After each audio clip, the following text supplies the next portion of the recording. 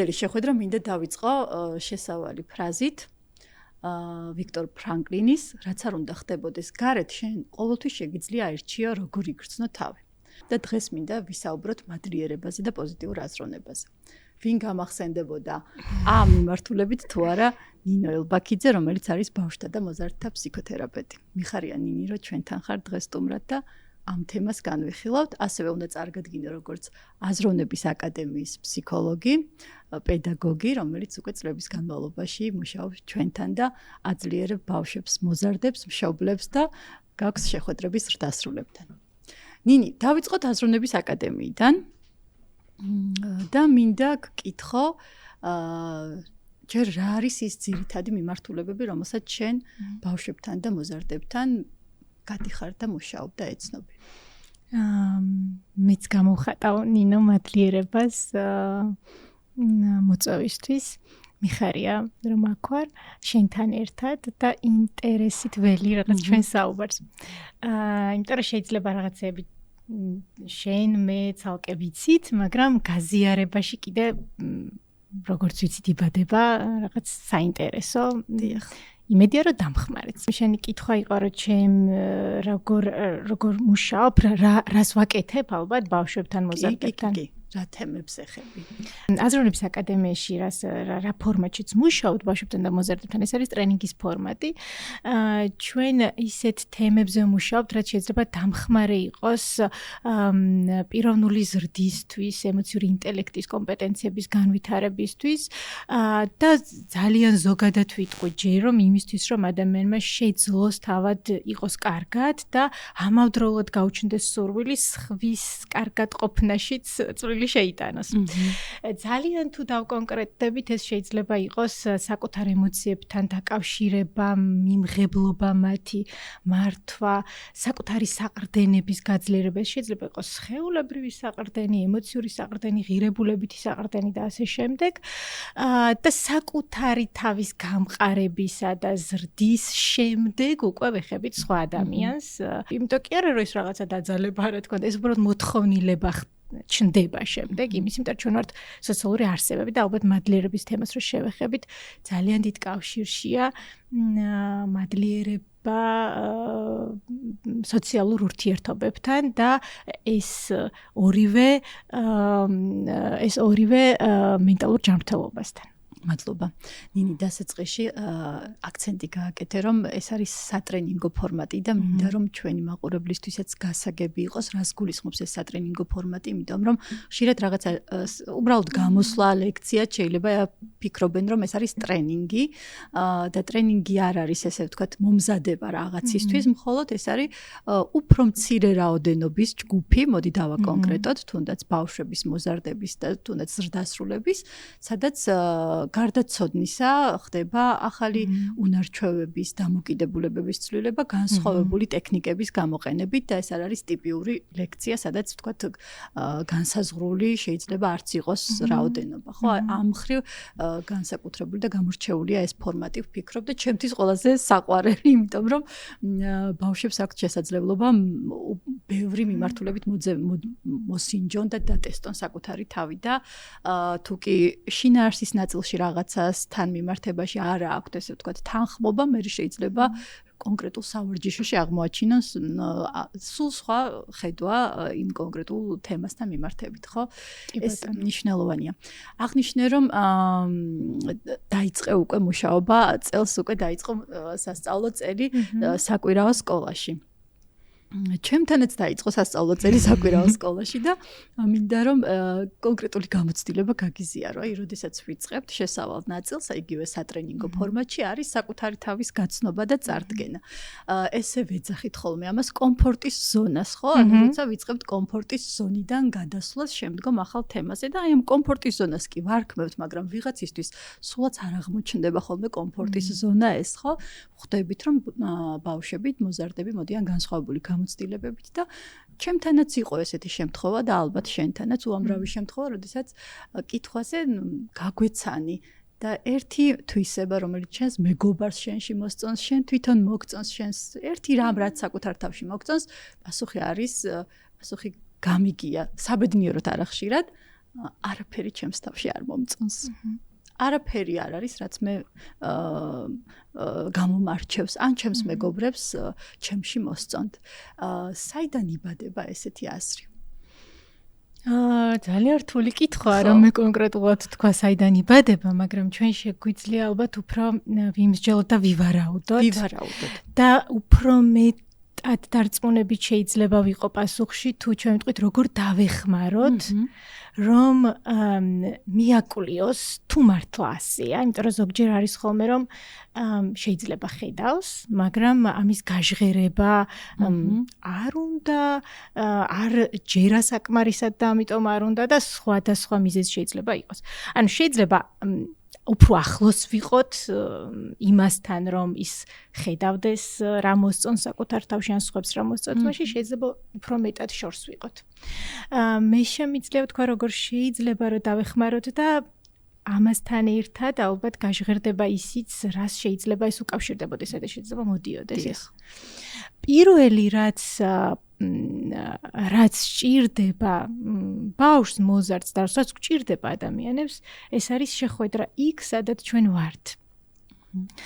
მე როდესაც რა ვერ ვხედავ ჩემს თავში რაღაც, არ ვიცი, დადებიც, პოზიტიურს, ჩემთვის დადებიც და პოზიტიურს, მე მჭირდება რომ ჩემთან აქ იყვნენ. ხო, ხშირად არის ხოლმე რომ როგორ არა, აი მაგალითად, ხო, აი განსაკუთრებით ფსიქოთერაპევტის როლში, ასევე ტრენინგის ფორმატში, წამყვანის როლში, ნუ თუ ვერ ხედავ შენ არ არის დამხმარე, ხო, ეს რომ ნუ თუ ვერ ხედავ, აი მე ვხედავ რომ თუნდაც აი შენ როგორი, არ ვიცი, გარეგნობა შეიძლება რასაც ვხედავთ იმ წუთას და თვალსაჩინოა, ხო? ანუ ეს არ არის დამხმარე. აი შეიძლება იგივე მშობლის როლში, ხო? მშობლმა უთხრას, როგორ არა შენ ასეთი ხარ.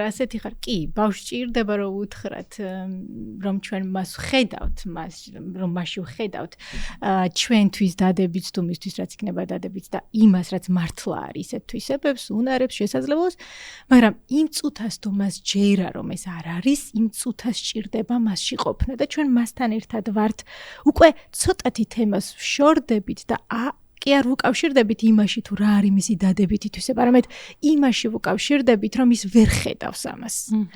ამ განცდაში ვართ მასთან ერთად. და არ ვიცი, თუ ძალიან არ ავწდები, ნინო, ეხლა არ ვიცი როგორ აქვს დაგეგმილი, მაგრამ ძალიან კარგი იყო ეს მაგალითი და გამახსენა ასოციაციურად, ზოგადად ჩვენ რა თემაზეც საუბრობთ, ხო, პოზიტიური აზროვნების როგორ შევუწყოთ ხელი პოზიტიური აზროვნების განვითარებას, თუ მადლიერების გრძნობის განვითარებას. პირველი ალბათ გამიჭირდება რომ ვისაუბრო პოზიტიურ აზროვნებაზე, მადლიერებაზე, თუ სხვა დამხმარე აზროვნების სტილზე, თუ არ შევეხებით ტკივილს, სევდას, ხო, იმიტომ რომ ნამდვილი პოზიტიური, ესე ვიტყვი უფრო კონკრეტულად, დამხმარე აზროვნების სტილი არის ის, როდესაც მე ვარ იმასთან, რაც რეალურად არის. და რეალურად არ არის მარტო თეთრი, მარტივად რო ვთქვა, ან არ ვიცი, მარტო სინათლე, ან მარტო ის, რაც მიხარია და მახარებს. რეალურად არის ის, რაც შეიძლება ჩემთვის მტკივნეულია, შეიძლება სევდის მომგვრელია, ხო?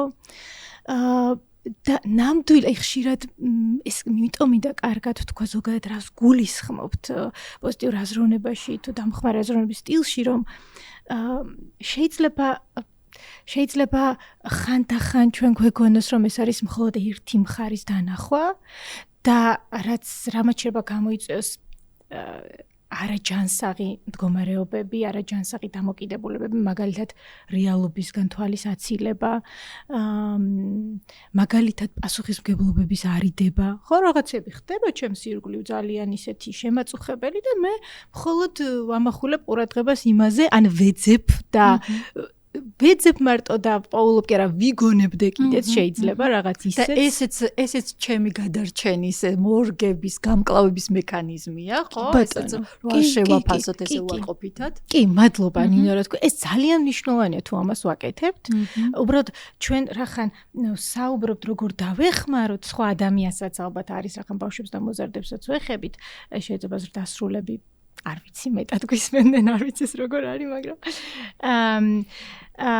ხო, რახან ამას ვეხებით, როგორ დავეხმაროთ ჩვენ ის ვიცით რომ ფუნდამენტურად არის რომ ჯერ ჩვენ ვისაც გვინდა რომ სხვას დავეხმაროთ ჩვენს თავს ვეხმარებოდეთ და ეს ძალიან მნიშვნელოვანი იყო რაც ახსენე რომ პირველ რიგში მივიღო ეს მე თუ ასე ვარ თუ ვაცნობიერებ რომ ასე ვარ ეს ძალიან ღირებულია იმიტომ რომ ოდესღაც ის მე ძალიან დამეხმარა და დღემდე ის მე მეხმარება რაღაც უფრო ჩემთვის უსიამოვნო და მტკივნეული არ ვიცი განცდისთვის მიცავს განცდისგან თუ შედეგისგან მაგრამ ის რომ მე ვხედავ მხოლოდ ამას და არ მაქვს ცდომა რეალობასთან ეს არ მოიცავს ამის თქმა მინდოდა ეს არ არის ეს სწორი განმარტება ესე ვთქვათ პოზიტიური აზროვნების თუ დამხმარე აზროვნების სტილის რაც მნიშვნელოვანია არის ის რომ მე ვხედავდე ვიყო კონტაქტში იმასთან, რაც რეალურად ხდება, რაც შეიძლება იყოს სადღაც ზოგიერთი რამ, არ ვიცი, შემაწუხებელი, ზოგიერთი რამ სევდის მომგვრელი და ამავდროულად ვხედავდე იმას, რაც შეიძლება იყოს სასიამოვნო ჩემთვის, რომ რაღაცა არსებობს იმედის მომგვრელი, სასიხარულო და მე ვამბობ ხოლმე, რომ ნამდვილი ბედნიერება სევდა დაუვიწყებელია, ასეთ არ ვიცი რა სწორად ფრაზეოლოგიურად, მაგრამ ჩემთვის ასე გამოიხატება და ასე ჟღერს. იმიტომ რომ ეს არის ნამდვილი, როდესაც მე მაქვს ცდომა რეალობასთან და მე ვახერხებ, ამას ძალისხმევა ჭირდება და მე ვიტყვით ალბათ რატომ, ვახერხებ რომ დავინახო ამაში ის რაც იქნება ჩემთვის გამოსავალი, დამხმარე, რაც კარგად მაგრძნობინებს თავს. ძალიან საინტერესო რამეზე ისაუბრე ნინი და ვფიქრობ რომ ეს იქნებოდა ძალიან დიდი რესურსი თუნდაც პედაგოგისთვის, მშობლისთვის, ფსიქოლოგისთვის კიდევ უფრო რომ შევხვდე იქ სადღაც არის და არ ვაიძულო, გადმოვქაჩო რაღაცნაირად ამას ალბათ დრო ჭირდება, ხო? აი რა არის ის ნაბიჯები, რაც ამის შემდეგ უნდა გადაიდგას? პირველი ფუნდამენტური რახან ვახსენეთ, მასთან შეხვედრა, შემდეგ უკვე თუ ეს ეხება ზრდასრულს, ბავშვების და მოზარდების მხარდამჭერ ზრდასრულს, მნიშვნელოვანია თავად განავითაროს, თავად დააკვირდეს რა ხდება მასში, როდის უადვილდება ამ გრძნობასთან წვდომა, როდის უფრო უჭირს ამასთან წვდომა. თავადაც იყოს წვდომაში საკუთარ არ ვიცი სევდასთან, ტკივილთან, სიხარულთან ერთნაირად მიმღებელი ყველასთან. ამაზე თავად იმუშაოს და ამითვე მიუხედავად იმისა ის შეიძლება არ ამბობდეს ესე ყოველ არაჟღერებდეს სიტყვიერად რომ მე მადლიერი ვარ ამისთვის ანუ ეს ნაბიჯი უკვე დამხმარე ხდება ბავშვებისთვის და მოზარდებისთვის როდესაც ის მისთვის მნიშვნელოვანი ზრდასრულის განწყობებს ხედავს. იმიტომ რომ შეიძლება, იმიტომ რომ ჩვენ ხო ვიცით, ვაცნობიერებთ, რომ თავარი არ არის, რას ვამბობთ ხო სიტყვიერად, უფრო მნიშვნელოვანი არის, რას ვგრძნობთ და რა შინაგან გამოცდილებებს ვიღებთ, ხო, რაც გადაეცემა ბავშვებს. მაგალითად, აი ხშირად ხომ არის, რომ არ ვიცი დასრული ადამიანი მშობელი აკეთებს ალბათ ამას ხშირად რომ თავად არის ძალიან მოწყენილი სევდიანი შეიძლება რაღაც ტკივილს გრძნობს ტირის თვალებს იმშრალებს და ხშირად უთქვამთ მშობლებს რომ იმიტომ რომ მას არ ვაგრძნობინო რამე მე მივდივარ და ანუ აი რაღაცა ვცდილობ რომ მაქსიმალურად გავიღიმო სხვა როლი მოვირგო და ეს ძალიან მნიშვნელოვანია რა თქმა უნდა რომ ძალას პოულობს და ძალას აპოვნინებს რაღაცა ის რაც აი ზუსტად არსებობს კიდევ მის ცხოვრებაში სხვა იმ ტკივილის გარდა. ამავდროულად ისიც მნიშვნელოვანია ვთქვათ, რომ ბავშვისთვის უმნიშვნელოვანესია ვაჩვენოთ, რომ ჩვენვე ვიღებთ ჩვენს სევდას, ტკივილს და ამავდროულად ავუხსნათ, რომ ის მას არ უკავშირდება ეს, ხო, რაღაცა სხვამ გამოიწვია, იმიტომ რომ თუ ვაკეთებთ შენ იღბვას და არ ვეუბნებით, რომ რაღაც მაწუხებს, რა მაწუხებს, არც ვიღებ და მეც უარყოფ, ეს ენერგია ხო ჩვენშია. ენერგია გადაიცემა არაცნობიერად და რაც არაცნობიერად გადაიცემა უფრო დიდ და ასეთი რამ, ხო, რაღაცა ესეთი რაც გამკლავებას საჭიროებს, რაც არაცნობიერად გადაიცემა, იმასთან გამკლავება უფრო რთული ხდება. რაც ცხადია, იმას მეტად ვუმკლავდებით. იმიტომ რომ ის გვმართავს ჩვენ და ვერ ვაცნობიერებ, ზუსტად რომ ვერ ვაცნობიერებ იმიტომ. კი ბატონო. და შენს კითხვას რო უფრო კონკრეტულად დავუბრუნდეთ, ანუ ნაბიჯ რომ ვთქვათ, პირველი მე მივიღო ყველანაირი ტიპის ემოცია ჩემში და ვეცადო რომ ავირჩიო აი ეს ძალისხმევა რაც ვახსენეთ წეღან რომ შეიძლება ამ შენი ღვისთვის მაქვს ეს ძალისხმევა და ძალიან მნიშვნელოვანი რესურსია რომ ეს ძალისხმევა გამოვიყენო იმისთვის რომ მე მართლა დავინახო სამაგიეროდ რა ხდება ჩემს ცხოვრებაში სამაგიეროდ თუ ცუდის სამაგიეროდ ვამბობ ნუ ჩემთვის ცუდის სამაგიეროდ რა ხდება ჩემს ცხოვრებაში სამაგიეროდ აი ამ სამაგიეროს დანახვა უკვე მისი დანახვა როგორ შვება იცით ან ამას კვლევები გვეუბნება და ვიტყვი ამას არ უბრალოდ მე იმიტომ რომ ეს არის ნეიროფიზიოლოგიური პროცესი და გაზომილია რა ხდება ჩვენი თავის ტვინში მაშინ როდესაც ნეგატიური ემოცია პროსტორედ მაშინ როდესაც ხო განვიცდით ნეგატიურად განცდად ემოციებს და პოზიტიურად განცდად ემოციებს თუ მე ცუდად ყოფნის დროს შევძელი და დავინახე რაღაც ისეთი რის გამოც შეიძლება მადლიერი ვიყო ან სიხარული ვიგრძნო ან კარგად ვიგრძნო თავი ეს წონის თურმე თანდათან აი იმ ნეირონულ კავშირებს რაც შეიძლება ცუდად მაგრძნობინებდეს თავს რაც შემდეგ არ ვიცი სხვა მენტალური ჯანმრთელობის მიმართულებით სხვა პრობლემას მიქმნიდეს ანუ დანახვა ცოტათი დანახვაც პატარა მადლიერებაც მეხმარება იმაში რომ ნეიროფიზიოლოგიურად ჩემში დაიწყოს ისეთი პროცესი, რაც გამაძლიერებს და დამეხმარება გამკლავებაში. ჩემთვის დამხმარე გამკლავებაში. ესე იგი, ბავშვს რომ შევხვდე იქ, სადაც არის და რომ მე ეს დავიტიო, მე თვითონ უნდა მქონდეს მაღალი ემოციური ინტელექტი და ვაცნობიერებდე საკუთარ თავს.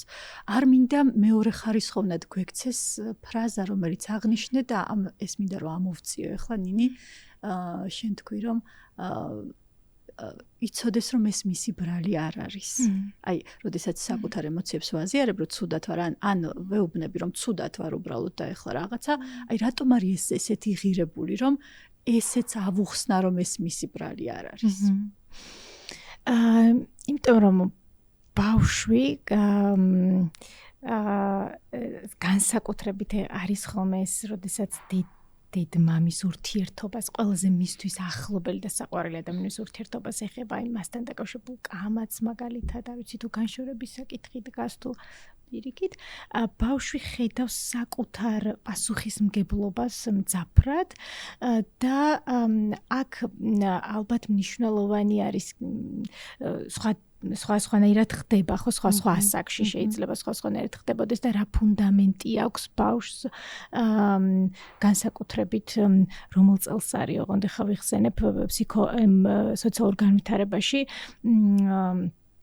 განსაკუთრებით პირველ 6 წლამდე ესე ვიტყვი 3-დან მე მგონი 3-დან 6 წლამდეა აღარ მახსოვს ხო რა ფუნდამენტი აქვს იმ მიმართულებით როდესაც ან დანაშაულის განცდა შეიძლება ჩამოყალიბდეს პასუხისმგებლობა ჩამოყალიბდეს ან პირველი რაზეც ყურადღებას გავამახვილებ აქ ეს არის პასუხისმგებლობის განცდა რაც ამავდროულად ხო ძალიან მნიშვნელოვანია რომ ბავშვს გამოუმუშავდეს და ასევე მნიშვნელოვანია რომ მისთვის თანდათან გახდეს ცხადი იყოს ცხადი რომ რა ზე აქვს კონტროლი და რაზე არა ხო აი რაღაცა რა ვიცი გარეთ რომ ეხლა ცუდი ამინდია დღეს კი გეგმავდით რაღაცას მაგრამ გაწვიმდა ანუ ეს არ არის ჩვენი ბრალი მაგრამ რაღაცა არის რომ მე როდესაც რაღაცას ისე შევეხები უხეშად შეიძლება ეს ჩამოვარდეს და გატყდეს ხო თუმცა აქაც მნიშვნელოვანია რა უკავშირს ვაძლევთ ხო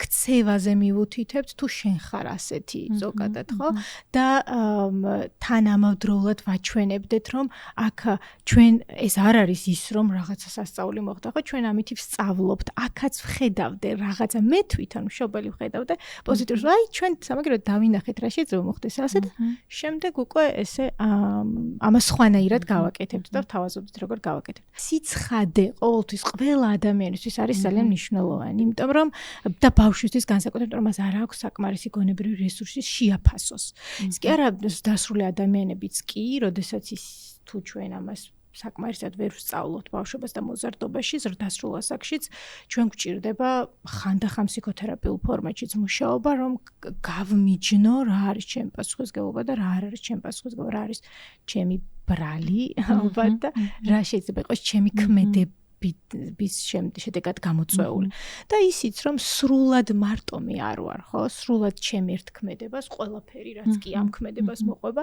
ყველაფერი ჩემგან არ მოყვება ხო იმიტომ რომ სამყაროში არ ვართ მარტო ადამიანები და ეს მნიშვნელოვანია აქ არა მარტო დანაშაულის განცდასთან არის ეს მნიშვნელოვანი რომ დამნაშავედ არ ვიძნო ზოგჯერ თავი სხვაც გავითვალისწინო ხო ამ ხრივაც მნიშვნელოვანია და ხანდახან მიფიქრია იმაზეც ნინი რომ ну, როდესაც ბავშვია ხო, რაღაცნაირად იბადება ბავშვი და რაღაცა ოჯახის ღერძივით ხდება ის და ცენტრი და ну ჩვენც ამ ინტროექტებს ვაწვით რომ შენ ხარ ყველაფერი შენთვის ღირდა ცხოვრება, შენ ხარ ჩემი ბედნიერება, რაღაცა ჩემი სუნთქვა, ამას გულწრფელად ვაზიარებ და როდესაც რაღაცა ცვლილება დგება ალბათ ბუნებრივად მასაც აქვს ეს გარდა იმისა რომ ისი აზროვნება რაღაცას დიაპაზონს მოიცავს მასაც აქვს აი ამაში ეს პასუხისმგებლობა რომ თუ მე ეს ყველაფერი ვარ იქნებ მე შემიძლია რაღაც ცვლილების შეტანა და ჩვენ არაერთი შემთხვევა ვიცით როდესაც ბავშვები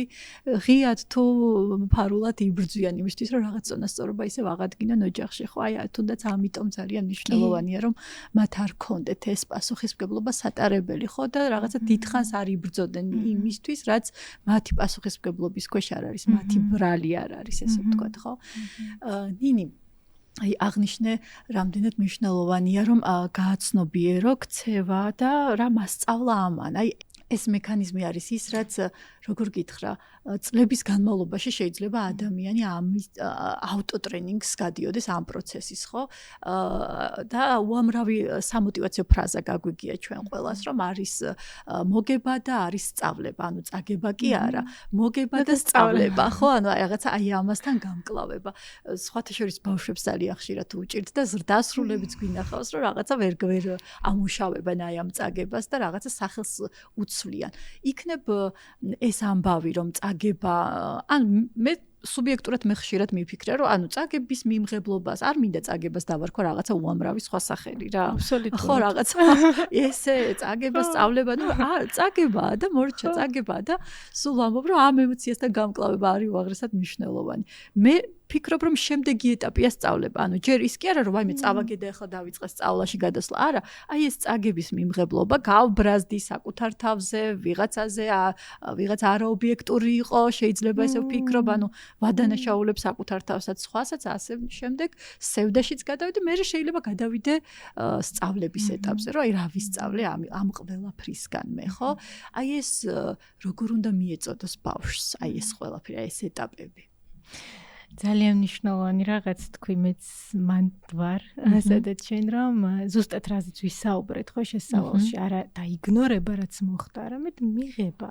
ამ და მიმღებლობისთვის კონტაქტი დამხმარე მეც შენთან ვარ ამ წაგებაში რთულია ძალიან რთულია მესმის ალბათ როგორი რაღაცა იმედგაცრუებული ხარ როგორც ისე გრძნობ თავს რომ თითქოს ვეღარ მოიგებ თითქოს ვერ ხარ შემძლე ამ არ ვიცი აი ამ ყველაფერთან კონტაქტი და შემდეგ უკვე იწყება ის რომ ხო და აი რა ხდებოდა მაგალითად ხო იქ რა მოხდა შეიძლება უკვე გადავიდეთ არა პირდაპირ აი რა არის ამაში პოზიტიური ან მას არამედ უბრალოდ გადავიდეთ რაციონალურ დონეზე იმით რომ რა ხდებოდა მომიყევი აი ნაბიჯ რა მოხდა რა უბრალოდ გამიზიარე რა მოხდა იქ აი მაგალითად არ ვიცი თამაშობდით ფეხბურთს მე რა მოხდა ვინ გაიტანა ჩავერთოთ იმ პროცესში რაციონალურად გავახსენებინოთ ვეცადოთ რომ ფაქტები თანმიმდევრულად გავახსენებინოთ რომ გავუადვილოთ ემოციური დონიდან რაციონალურ დონეზე ფრთხილი გადასვლა ხო და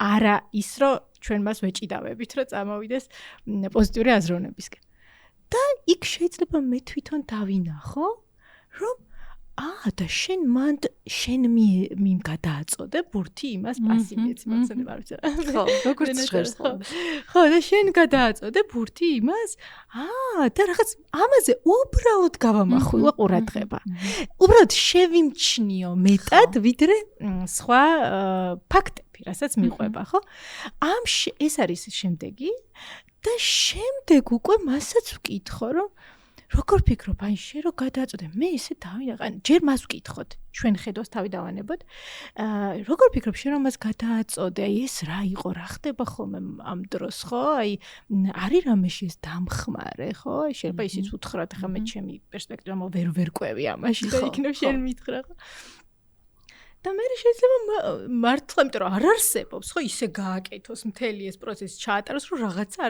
მისგან არ იყოს ესეთი ქცევა რაც არის მართლა და რაღაც ესე ვთქვათ ყოჩაღობას აგრძნობინებს ანუ ყოჩაღი ქცევა მოკლედ ამ სპორტში თუ სფეროში თუ ასე ხო და მე შეიძლება დავუდასტუროთ და ჩვენც უთხრათ ჩვენ ნახეთ აი ამ პროცესით თანდათან ჩვენ ვუახლოვდებით იმას და ამას ვაკეთებთ ისე ვიმეორებ ნეიროფიზიოლოგიურ დონეზე. ანუ ეს არ არის მარტო აზროვნების დონე, ხო?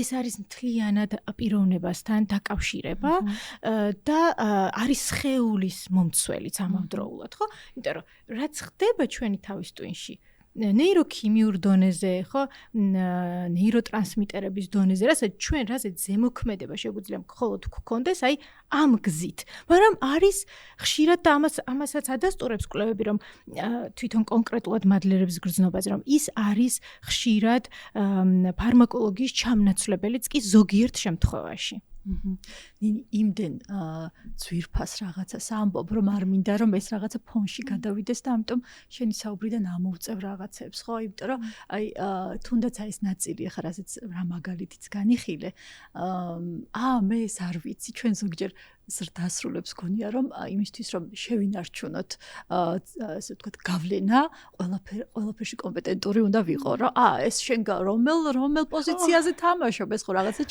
ჩემს კომპეტენციას წამოწევს ხო რომ ვითომ მე ვერ ყვევი მაგრამ ის ნაწილი ახლა რაც აღნიშნე რომ მე მართლა გულწრფელად უთხრა რომ ამაში არ ვერ ყვევი ესეც ხომ ძალიან წამახალისებელია რომ ანუ აი ამ წუთასაც მე მხარდაჭერას ვიღებ იმით რომ მე კომპეტენტური გამომაჩინა ამ უფროსმა ჩემთვის ავტორიტეტმა ხო ეს ძალიან ღირებული რამე თქვინინი და მე ვფიქრობ შეიძლება იმაზე ღირებული ვიდრე ხა რეკომენდაციებს მივცემთ ჩვენ ხო აი მე რომ ვაგრძნობინო გულწრფელად ის რომ კომპეტენტურია და შეუძლია რომ ისაუბროს ამაზე უფრო თამამად უფრო თავდაჯერებულად ხო ეს ძალიან მნიშვნელოვანია მე გამომდინარე იქიდან რომ ბავშვებთან და მოზარდებთან მუშაობთ, ხშირად ვაზიარებ რომ ვუყურებ და ვუსმენ იმას, რასაც ისინი იმიტომ რომ ვფიქრობ რომ თუ კი გინდა გააცნობიერო რა პროცესები მიმდინარეობს მათში, უნდა იკვებო იმ საკვებით სიმბოლურად, რითიც ისინი იკვებებიან. ამიტომ ხშირად უყურებ ანიმაციებს. და ერთ-ერთ ანიმაციაში არის ესეთი ფრაზა, რომელიც ჩემთვის აღმოჩნდა ზუსტად პოზიტიური აზროვნების მაგალითი. სასოწარკვეთილი, მეტგაცრუებული გმირი სახლში ჩაიკეტება და აღარ აძლევს თავის თავს უფლებას გარემოსთან კონტაქტის და ურეკავს მეგობარი და ეუბნება რომ ერთი რამე დაიმახსოვრე მეგობარო უფსკრულიდან გზა მხოლოდ მაღლაა ანუ მაგის ქვემოთ ვეღარ ჩახვალ ხო აი ჩემთვის ეს არის მაგალითი რაზეც ისაუბრე რომ აი სევდასთან ერთად მახსოვდეს აი სევდით მახსოვდეს ჩემი ბედნიერება და არ წავშალო. ხო, ანუ უფსკრულიდან გზა მხოლოდ მაღლაა. რა არის პოზიტიური აზროვნება? პოზიტიური აზროვნება არის სწორედ ეს რომ ხედავდე რეალობას, კონტაქტში ვიყო რეალობასთან და ავირჩიო ვიქტორ ფრანკლი ახსენეს სწორედ დასაწყისში და აი ამ არჩევანში არის ჩვენი ზრდა და განვითარება, როგორც თავად ამბობს, ხო? რაღაცა სტიმულია, რეაქცია ჩვენი, მაგრამ ამ სტიმულსა და რეაქციას შორის სივრცე რაც არის, აქ არის ჩემი არჩევანი და ჩვენ ვირჩევთ იმას, რომ შევხედო სამაგიეროდ რა ხდება, როცა ძლიერ ტკივილს შევხედო. მაგრამ ისიც მინდა რომ თქვა, რომ ეს მარტო შეიძლება არჩევანი არ იყოს რაციონალური, მაშინ როდესაც მე ვხვდები სინამდვილეს, რაც არის, ის მშვენიერია, ან რაც ნამდვილია ჩემში, რაც ხდება. ის ყოველთვის არის მშვენიერი. და ეს მშვენიერება მეხმარება, რომ ავიდე მაღლა და ან დავინახო, რაც შენ თქვი ხო, აი გზა მაღლა. და თუ მე ვერ ვაცნობიერებ, რომ იმ უსრკულში და არ მაქვს კონტაქტი იმასთან, რომ მე ვარ იქ ქვემოთ, მე შეიძლება კვლავ მქონდეს შიში, რომ უფრო ქვემოთ აღმოვჩნდები, მაგრამ მე თუ ვიცი, რომ აქ ვარ, შემდეგ უფრო მეტი სხეულებრივადაც, აი სხეულზე ორიენტირებული მაგალითად მიმართულებები ამბობენ ამას, რომ სხეულსაც აქვს გარკვეული რესურსი, იმისი, რომ როდესაც მაგალითად ბევრს იტირებს, აი ფრაზა ხო, აი ნუ იცინი ამდენს ხო რაღაც გეწყინება, ეს მახსენებს ხოლმე ამ ფრაზას ეს ნაწილი, რომ სხეულსაც აქვს გარკვეული რესურსი, რომ მაგალითად თუ მე ბევრს ვტირი, სხეულებრივად შევიგრძნო ბოლომდე რაღაცა ტკივილს, მე თითქოს შვების განცდა მოდის და თავის რაღაცნაირად თავისუფლდები, ხო, აი ამ განცდას გრძნობ. და იმის დაშვებაც მნიშვნელოვანია, ხო, რომ ორივე შეიძლება ერთად იყოს, როგორც სევდა, ასევე სიხარული. და ეს მისაღებია, როგორც ტკივილი, ასევე შვება. უბრალოდ მე მაქვს ვიცით ჩვენ და ვაცნობიერებთ, ეს უკვე ცნობიერ დონეზე, რომ ჩვენ გვაქვს რესურსი იმისი, რაც არის რაციონალურ დონეზე, ნეოკორტექსის დონეზე, ჩვენ გვაქვს რესურსი ავირჩიოთ რა ჯობია ჩვენთვის. ეს უკვე მართლა იმის დახმარებით, რაც ვიცი იმის შესახებ, რომ მარტო დამოკიდებულებები ხა ჩვენ ემოციურ პლანზე ვისაუბრეთ უფრო, ხო? მარტო ეს კი არ განსაზღვრავს, როცა ნეიროფიზიოლოგიურ ჩვენს ესე ვთქვათ პროცესებს ან ქცევას, არამედ ქცევის ცვლილებაც განსაზღვრავს ხოლმე, ხო? პირიქითაც ხდება ჩვენს ემოციურ მდგომარეობას, მოქმედებს ჩვენს ნეიროფიზიოლოგიურ მდგომარეობაზე. ამიტომ თუ აქ უკვე მეხმარება რაციონალური აზროვნებაც, რომ მე ვიცი რა დამეხმარება და მე ვირჩევ იმას, რომ სადღაც რაღაცა დავინახო, ის სინათლე რაც არის ამავდროულად. ეს სამყარო ისიც არის, ისიც არის. და პოზიტიური აზროვნება არის ეს ალბათ, რომ მე თუ აზროვნების სტილს შევეხებით უშუალოდ, მე ავირჩიო, მახსოვდეს და ხანდახან შეიძლება ისეც ვთქვა მადლობა ან მადლიერი ვარ რაღაცის ისეც გამოვხატო ჩემს თავთან, რომ შეიძლება მიჭირდეს ამის პოვნა და დანახვა.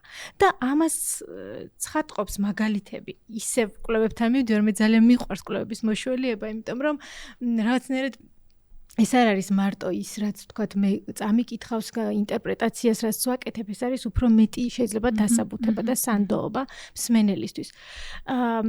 რომ მადლიერების რუტინაში ჩასმა სწორედ ზრდის სეროტონინის გამოყოფას, ხო, რაც გამოიყოფა მადლიერების დროს, რაც ხელს გვიწყობს, ოღონდ გამომახვილებ ყურადღებას, რუტინაში ჩასმა. აქ არ არის აუცილებელი, რომ ბევრი მადლიერება გამოთქვა ერთ დღეს. უბრალოდ რუტინაში ჩავისვა, რაღაცა დისციპლინირებულად შეიძლება ასეც დავარქვათ.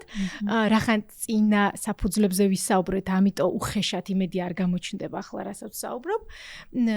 დისციპლინირებულად, აი მაგალითად არ ვიცი, კვირაში 2-ჯერ, 3-ჯერ, ზოგიერთ ორგანიზაციაშიც არის დანერგილი და ძალიან ისიც კი გაზომილია რა მოიტანა ამან, როდესაც თანამშრომლებს ავალებდნენ, რომ გარკვეულ ფორმატი იყო იქ შერჩეული, ამ შემდეგ ესე უხეშად არ ხდებოდა, მაგრამ მათ დისციპლინირებულად ჰქონდათ დავალებული, რომ ყოველდღიურად რაღაც მადლიერება, არ ვიცი, გამოეთქვათ, დაეწერათ. და თუ ჩვენ ამას დისციპლინაშიც ჩავსვამთ და შემდეგ როცა ძალიან მიჭირს ეს ვიპოვო დისციპლინი, ქცევა არის უკვე ჩემი დისციპლინირებული, ქცევა მიბიძგებს რომ რაღაცა სადღაც მადლიერება ვთქვა რაღაცის, აი უკვე აქ ქცევა მეხმარება, რომ გააცოცხლოს მართლა და დამანახოს, შემში ის ნეირონები გააცოცხლოს, რაც იმ თვალებს ამიხელს, რომელიც დამეხმარება დავინახო მართლა რაც არის სამაგიერო, ისეთი რაც შემთთვის დამხმარე იქნება და რითაც შემიძლია ვიყო მადლიერი.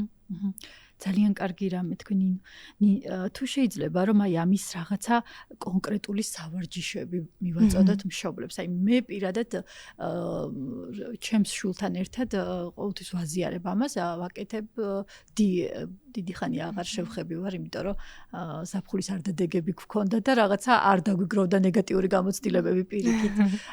ვაკეთებდი ესეთ რამეს, რომ ერთი აი დღის შეჯამების მსგავსად განსაკუთრებით იმ მშობლებისთვის არის ალბათ დამხმარე, ვისაც წყვეტა აქვთ შვილთან, თქვათ გულისხმობ, რომ ან თუნდაც ემიგრაციაში არიან, ან დღის განმავლობაში არ არიან, ან მივდინებით არიან, მოკლედ არ აქვთ ესეთი კონტაქტი ყოველდღიურ ნაწილში. ერთი რამ რაც დღეს მოხდა კარგი. თან თვითონ იწყებს რაღაცა უარყოფითით, ხო, რომ აი დღეს ეს. მოდი ვთქვათ რა მოხდა კარგი დღეს, ხო? აი თუნდაც დღეს დილას ენერგიით გავიღვიძე რაღაცა, კარგი ამინდი იყო. პირველი მივედი რაღაც კლასში და ასე შემდეგ.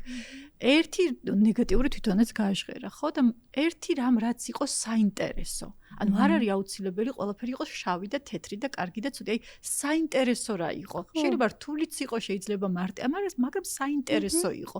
მე ამას ვეძახი რაღაცა ყველას ჩვენი ფილოსოფია გვაქვს, ხო, ცხოვრება რა არის რა, აი რასაც ჩვენ თვითონ ვფიქრობთ, მასზე ის არის ცხოვრება, ვიღაცისთვის ბრძოლა, ვიღაცისთვის სპექტაკლია და ასე შემდეგ. და მე რასაც ვფიქრობ ცხოვრებაზე, ეს არის, რომ რაღაც არის კარგი, რაღაც არის ცუდი, ან შეიძლება ცუდი შევცვალოთ და რასაც შევცვლიდი და ერთი რამ რაც საინტერესო იყო.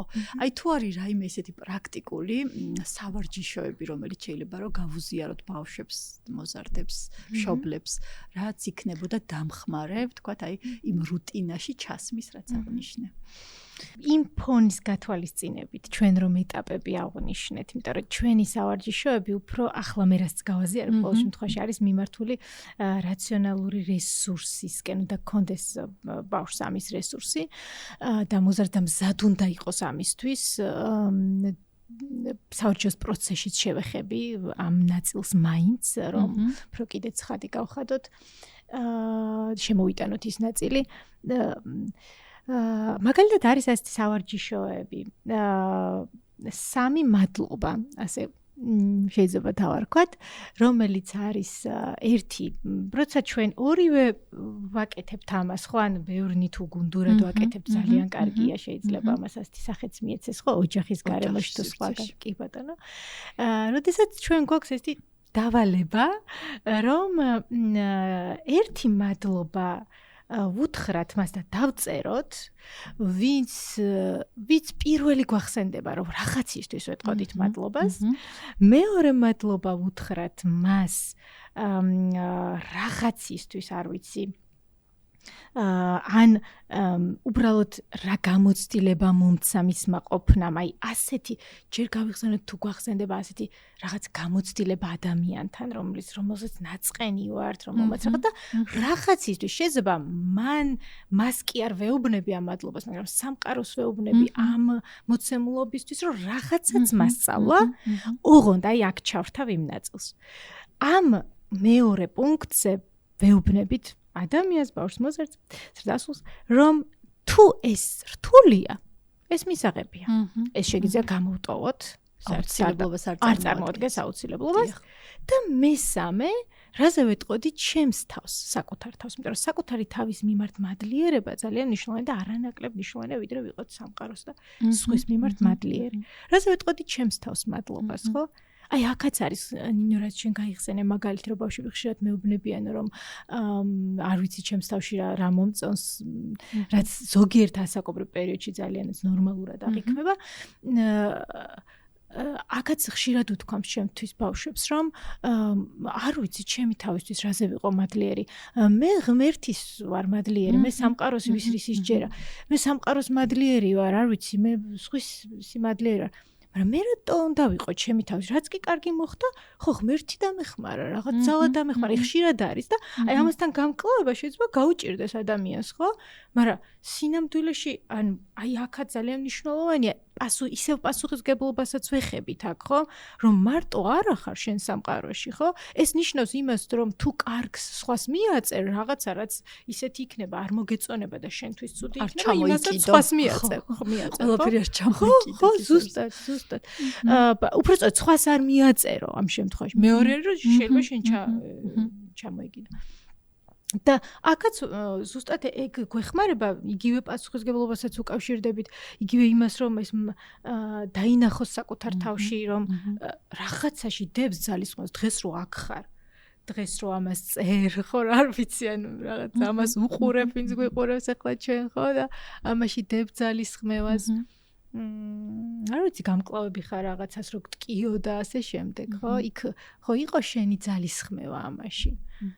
აი ეს სამი მადლობა არის ხოლმე ძალიან კარგი პრაქტიკა და მეორე აქტივობა არის ესეთი, რაც შეიძლება დამხმარე იყოს, ესეც რაციონალურ დონეზე და ემოციურ შეწყობას აქაც ვითვალისწინებთ, რომ და რამდენად ზაობა აქვს ბავშვს და მოზარდს ამისთვის, გაიხსენე სიტუაცია, რომელიც გახსენდება ისე ძალიან, აი რაც მეორე მაგალითში ვთქვით წინაზე, ხო? რომელიც გახსენდება როგორც უსიამოვნო. შეიძლება რაღაცაზე არ ვიცი, ვიღაცას ისგან რაღაც გეწყინა, გაბრაზი, რაც უსიამოვნო სიტუაციად და როცა ის დაასრულებს ამას, შემდეგ ძალიან კარგია თუ წყვილში გავაკეთებთ ამ აქტივობას, იმიტომ რომ ნახეთ როგორ ხდება არა პირდაპირი ფორმით ხდება, რომ შენზე მოიფიქრე რამე კარგი. თავიდან ვამბობთ, რომ მეც წერ, შენც წერ. მე გიზიარებ შენ ამას, ჩემს მაგალითს და შენ ახლა ეცადე რა მივიღე, აი რა სამაგიეროდ შეიძლება აქედან მიმიღო, აბა შენი აზრით, მე შეიძლება არ მიმიღია, მაგრამ შენი აზრით რა შეიძლება მიმიღო? ხო, აი აბა თუ მითხარ. მე შეიძლება რომ იგივე გავაკეთო შენზე, ანუ ვცვლით ამას და ეს აადვილებს რომ მე საკუთარ ავარჯიშებს, ესე ვთქვათ, პოზიტიურ აზროვნებას და აადვილებს რომ მე შემდეგ საკუთარ თავზეც მსგავსად გავაკეთო. თუ ამ პრაქტიკის შემდეგ ხედავ რომ ეს ადვილდება, შემდეგ უკვე საკუთარ თავზეც გავაკეთებინოთ, მეც გავაკეთებ და გავაზიაროთ ეს ნაწილი. ასევე პირველ აქტივობაზე მინდა დავამატო, რომ თუ წერს ბავშვი ან მოზარდი, მაგრამ არ აზიარებს, ეს კარგია უკვე. ანუ არ არის აუცილებელი, ჩვენ შეიძლება ვიღაცამ გავაზიაროთ, ვიღაცამ არ გავაზიაროთ. მაგრამ რომ წერს უკვე ნაბიჯია. რომ წერს უკვე ძალიან კარგია. ან უბრალოდ ჩვენთან ერთად როა, შეიძლება არ დაწეროს. იყოს ჩვენთან ერთად, ჩვენ გავაზიაროთ მადლიერებას. აი მე ამის იქ იქნება ველი მადლიერების. ეს ძალიან მნიშვნელოვანია. კი და შეიძლება ძალიან დიდი რესურსი წაიღოს იმ შეხვედრიდან, ხო, რომ აი ვთქვათ, არაფერი არ გავაზიარე, მაგრამ ვიღაცის გამოცდილება ახლოს იყო ჩემს გამოცდილებასთან და ეს წაიღო. აი ის ნაწილი, რომ ერთმანეთის ნამუშევრებს ვნახულობთ, ეს ალბათ უკვე ძალიან უკვე დობის ხარისხი იმდენად მაღალი უნდა იყოს, ხო, ცხადია, რომ გავაზიაროთ ეს ყველაფერი რაღაცნაირად სიმბოლურად გამახსენდა, როდესაც მე მთის მწვერვალზე მივდივარ და გზაზე ვდგავარ, გზას ვერ ვხედავ ისე კარგად, როგორც თქვათ მეორე ადამიანი, რომელიც ამას შორიდან უყურებს, ხო? ანუ აი დაახლოებით ეს სიმბოლო გამახსენდა. ეხლა შორიდან დანახული გზა, უფრო ბევრი რეკომენდაცია მაქვს, როგორ ახვიდე მთის მწვერვალზე, ხო? და აი ახლოს იქ გზაზე რომ ვდგახარ არ ჩანს და ძალიან კარგი სავარჯიშო იყო, ძალიან დიდი მადლობა. ნინი აღნიშნე რომ არის რაღაცა კონკრეტული ასაკი, სადაც ეს თუ ესე არ ფიქრობს და თუ არ არის ეს ამდენი პოზიტივი, ეს არის ნორმა. აი რომელი ასაკია და რა იგულისხმე ამაში, რომ უფრო გამოკვეთო.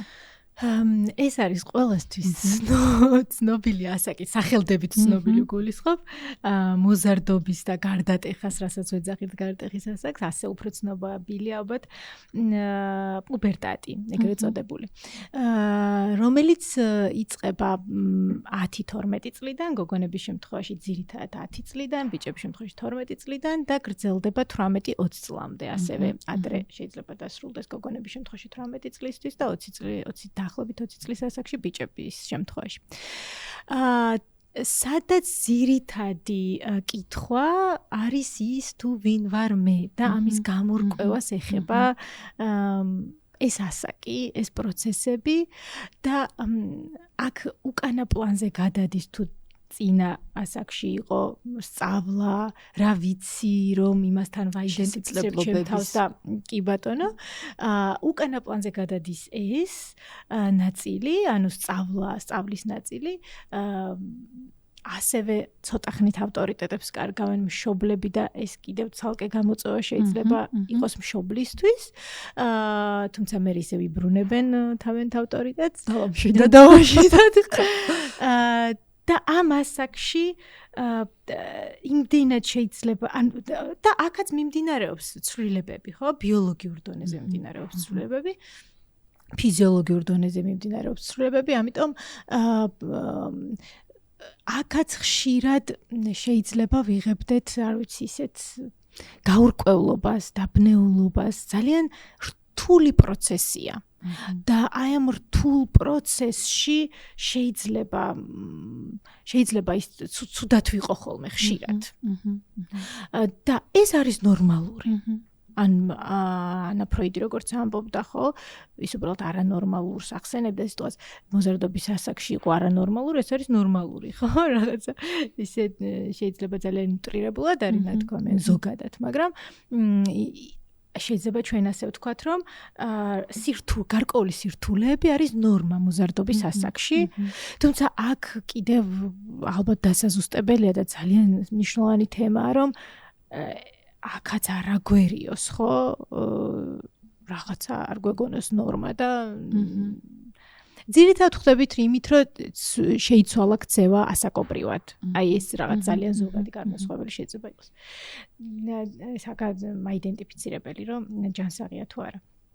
და რასაკვირველია ეს არ მოიაზრებს იმას და განსაკუთრებით არ უყვართ ეს მოზარდებს, როდესაც ვახსენებთ ხოლმე, რომ ეს მოზარდობის გამო ასე, იმიტომ რომ ეს შეიძლება გულისხმობდეს მოზარდისთვის ან რეალურადაც მშობლისთვის იმას, რომ ეს არ არის საყურადღებო და ეს ამას არ გულისხმობს, რომ არ არის საყურადღებო. უბრალოდ ეს არის, რა ვიცი, თან ფიქრობდეთ, რომ ნორმაა და ეს გვამშვიდებდეს, მაგრამ თან რომ მას ჭირდება განსაკუთრებული მხარდაჭერა ამ დროს, ეს მნიშვნელოვანია და ამას მოზარდიც უნდა გრძნობდეს თუ ამ ფრაზას ვახსენებთ. ეს ფრაზა ერთის მხრივ მოზარდისთვისაც შეიძლება იყოს შვება, ოღონდ სწორად უნდა ვახსენოთ, ხო? მაგალითად თუ ვეუბნებით მოზარდს, რომ კი ეს ჩვეულებრივია და ნორმალურია და ეს არ არის რაღაცა ისეთი, რაც შენ რაღაც ჭირს ან რაღაცაში შეხვედი, საიდანაც ვერ გამოხვალ. ხო, და თუ ვეუბნებით, რომ ეს ნორმალურია, ოღონდ მეც მჯერა, ხო, ამის ისე ვეუბნებით. ამავდროულად აქ მნიშვნელოვანია ვაგრძნობინოთ ის, რომ შენი მდგომარეობა მაინც უნიკალურია რაღაცით. შენ მაინც უნიკალური ხარ და ეს იმას არ ნიშნავს, რომ არ საჭიროებს ეს ყველაფერი ყურადღებას, რომ ეს რთული და მძიმე არ არის, მე მესმის ალბათ ეს რა რთული. ამაზე ძალიან მნიშვნელოვანი აქცენტის გაკეთება, თუ იმ ფრაზას ვახსენებთ, რომ ეს მოზარდობის ბრალია. იმიტომ რომ ძალიან არ უყვართ ხოლმე მოზარდებს, როცა ამ ფრაზას ვახსენებთ. და მით უმეტეს დატოვება იმ მდგომარეობაში, ხო, რომ რაღაცნაირად მშობლები ხანდახან შეიძლება თავს ვიმშვიდებდეთ ამით, რომ ხო, აი ხა ეს მოზარდობა აქვს და როდის გადაივლის ეს წლები, რომ რაღაცა დავიბრუნდე ჩემი შვილი, ხო, და ერთ-ერთი მოზარდის ფრაზა გამახსენდა, რომელიც საკუთარ მშობელთან გააზიარა, რომ ეხა მე ძალიან რთული ბავშვი ვარ, ეკითხება რა, ძალიან რთულია ჩემი პიროვნული მახასიათებლები და მშობელმა ესეთი ჩემი გადმოსახედიდან ძალიან ჯანსაღად უპასუხა, რომ შეიძლება ეხა შენ სირთულეები გაქვს, მაგრამ მე მშვიდად ვარ, იმიტომ რომ ვიცი რომ ჩვენ ერთმანეთს ვენდობთ და შენიც იროდის უნდა მოხვიდე და გამიზიარო ის რაც შენთვის მნიშვნელოვანია. ხო, ანუ იმ განა არ შემჩნევა, რომ არაუშავს არაფერი, არ ვიცი რომ ეს ესეთი მოცემულობაა, მაგრამ ამ ყველაფერში ის მომშვიდებს, რომ მე შენს გვერდით ვარ და მე ხარდამჭერია მჭერად მეგულები ისევე როგორც ჩვენ გეგულები, ხო? ნინი, მე მინდა ახლა ვისაუბროთ, იცი რაზე, აი როდესაც დავუბრუნდეთ იმ მეტაფორას, უფსკრულში ხარ, მაგრამ არ იღებ ამოცემულობას, რომ უფსკრულში ხარ. შეიძლება რომ პოზიტიური აზროვნება იყოს რაიმე ტოქსიური? კი ბატონო. აი ამით დავიწყეთ სწორედ, რომ რაღაცა აი სიტყვა კარგია, მაინც ალბათ სახელდება, რომ ახსენინ, რომ აი ზუსტად არასწორი აღქმა პოზიტიური აზროვნების, რომ მე ვხედავდე მარტო ამას, ან მაშინ როცა რაღაცა ტკივილია, იმასთან აღარ ვიყო კონტაქტში და ვეკაჩებოდე და წამოდი, ანუ აი ასევე ანიმაცია, ხო, სიმპათია, განსხვავებით საპირწონეთ ემპათიისგან, რომელიც არსებობს, ხო? როდესაც მე რა მჭირდება იმ დროს, სადაც ვარ, იქ ჩემთან ყოფნა მჭირდება. რა თქმა უნდა, ტოქსიური რას ნიშნავს ტოქსიკური? როდესაც ამ დროს მე მშობელი, ჩემთვის მნიშვნელოვანი ზრდასრული ან სხვა ზრდასრული თავაზობს იმ საკვებს, რაც მე დამეხმარება, მისი ხედვით კი ბატონო, მისი მიზანი არის პოზიტიური, შეიძლება მე აქ მიჩნდება წინააღმდეგობა და შეიძლება ისეთი წინააღმდეგობა გამიჩნდეს, რომ მე ძალიან გამიჭირდეს სწორედაც, რომ რაღაცისთვის მართლა გავხდე მადლიერი, წამოუყვე პოზიტიური აზროვნების სტილს, იმიტომ რომ ეს არის ჯანსაღი წინააღმდეგობა. პროტესტი გიჩნდება იმაზე და წინააღმდეგობა, რაც არ არის ჯანსაღი. იმიტომ რომ არ არის ჯანსაღი, როდესაც ხედავ მარტო ერთ მხარეს. ან არ არის ჯანსაღი, როდესაც კონტაქტოდ ისე რომ ვერ იგებ ჩემს მდგომარეობას, მთავაზობ რაღაცა სხვას.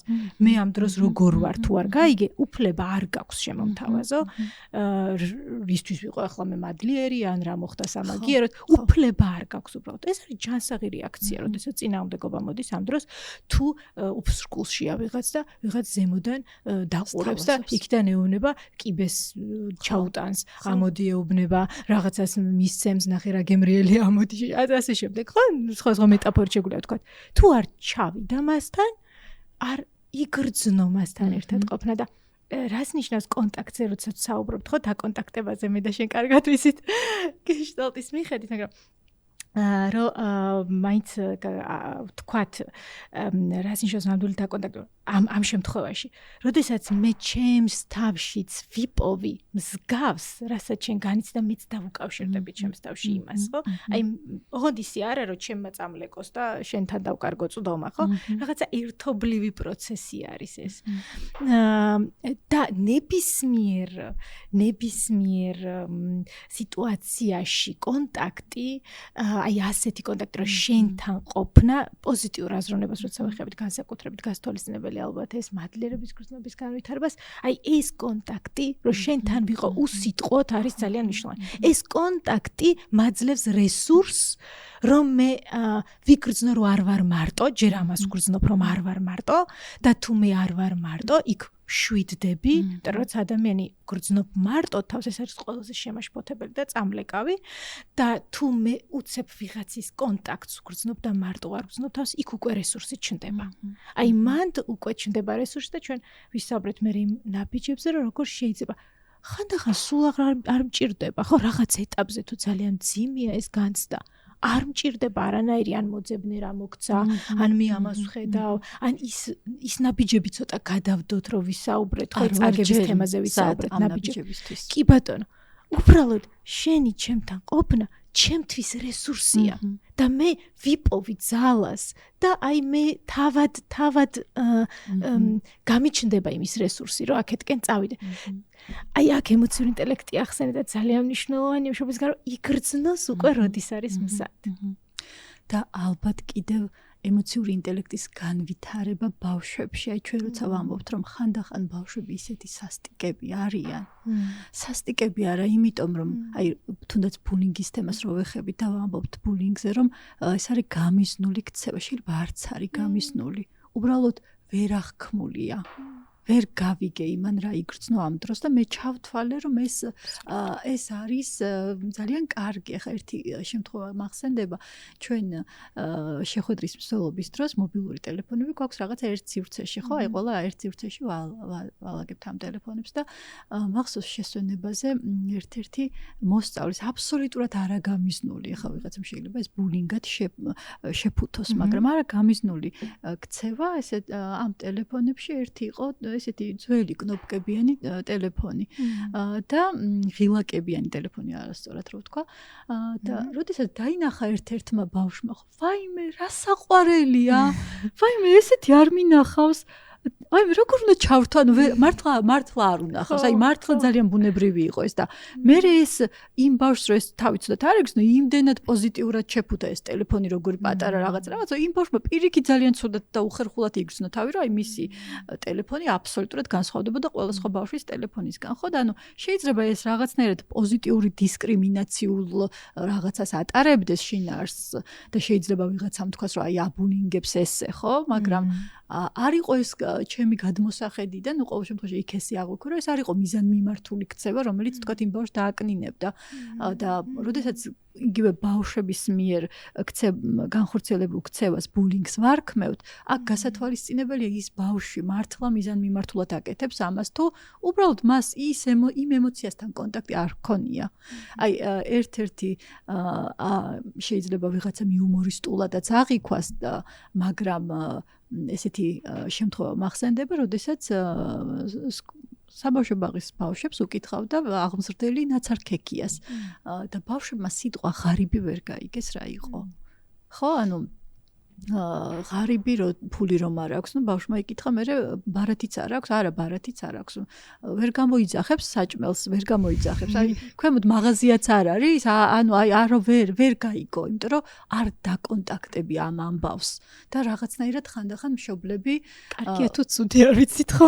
ხო, აი მშობლები ხო ყველანაირად ვცდილობთ რომ რაღაცა ჩვენი გამოცდილებები, რომელსაც ჩვენ ნეგატიური დავარქვით, ის გამოცდილებები ჩვენ შვილებთან არ იყოს და ავარიდოთ და საერთოდ არ ვახსენოთ რომ ღარიბები არიან არ ვახსენოთ რომ არიან ადამიანები ვისაც უჭირთ ან ჩვენ გვიჭირდა ან რა ვიცი განსხვავებული საჭიროებები აქვს და აი ამით რა საფრთხეს ვუქმნით საკუთარ შვილებს ხო მე მახსოვს კიდევ ერთ-ერთი მშობლის უკავშირი რომ მე არ ვეუბნები ჩემ შვილს რომ არსებობს თოფი ხო იმიტომ რომ რაღაცა თოფი როგორც რაღაც გასაგებია მაგრამ ჩვენ ხომ ჩვენი მიზანი რა არის რომ ჩემი შვილი იყოს ადაპტირებული ხო გაუმკლავდეს ხო და ზუსტად იმიტომ ჩამოვიდა ამ სამყაროში ალბათ რომ წაიქცეს და ადგეს და ეს უნარები ქონდეს და ამას ფლობდეს და ეს ძალიან კარგი შესაძლებლობებია რომელიც ბავშვს არ უნდა წავართვათ კი ძალიან საინტერესო იყო ნინო რომ აღნიშნე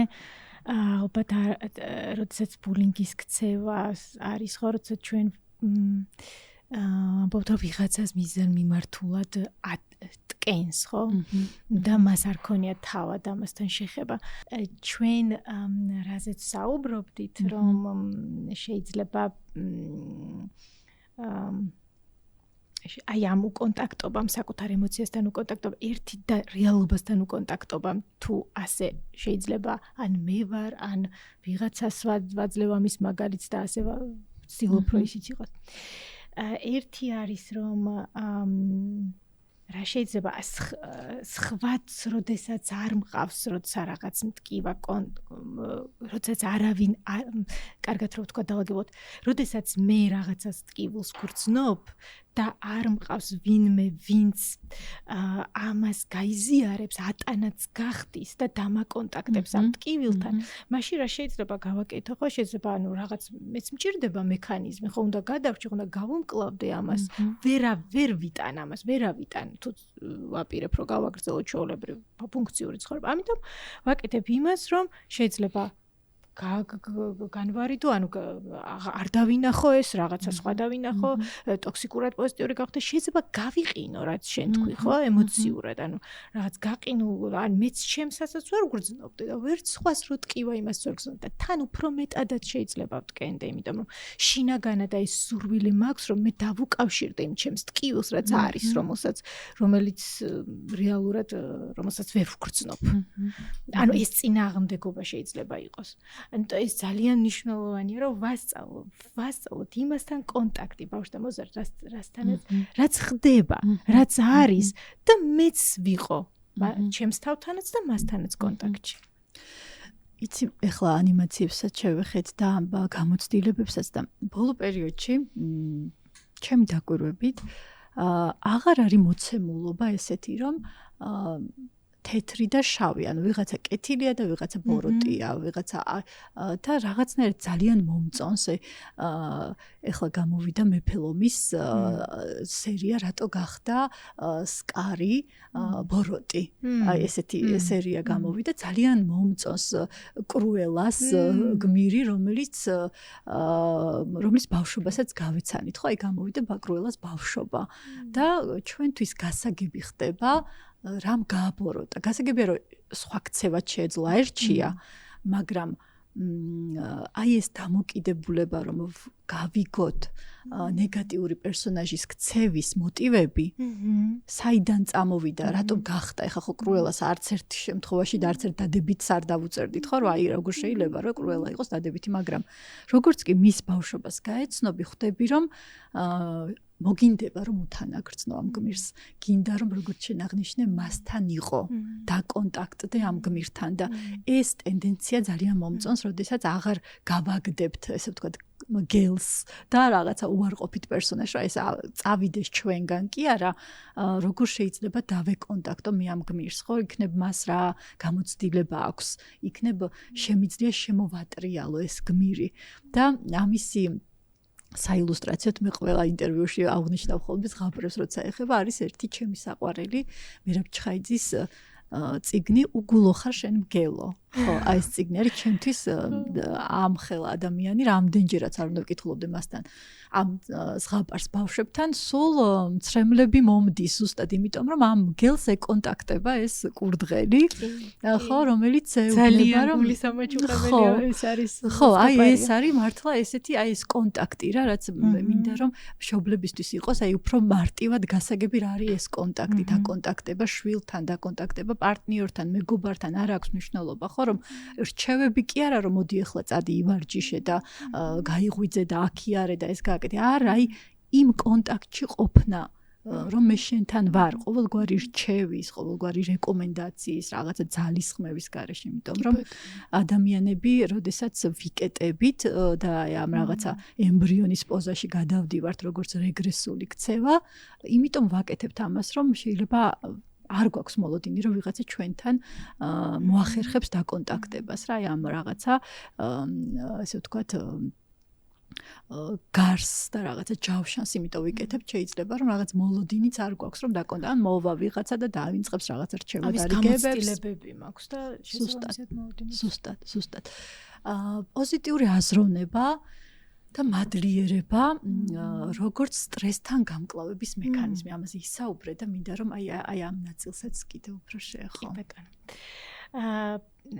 პირველი ალბათ ძალიან მნიშვნელოვანია ვახსენო ის რაც შეიძლება ზოგიერთ ჩვენგანისთვის უკვე ნაცნობია რომ ჩვენ გვაქვს ესეთი საკმაოდ მასშტაბური კვლევის მონაცემები ამ ხრივ რომელსაც შეგვიძლია დავეყრდნოთ რომელიც ვისკონსინის უნივერსიტეტში ჩატარდა და გამოკითხული იყო 30000 ადამიანი 30000 ადამიანი მონაწილეობდა ეს იყო ლონგიტუდური კვლევა ანუ რაღაც 8 წლის ან ჩაატარეს ერთ მონაკვეთში და 8 წლის შემდეგ კვლავ გაზომეს რაღაც საინტერესო მისი ცვლადები და რა მოხდა?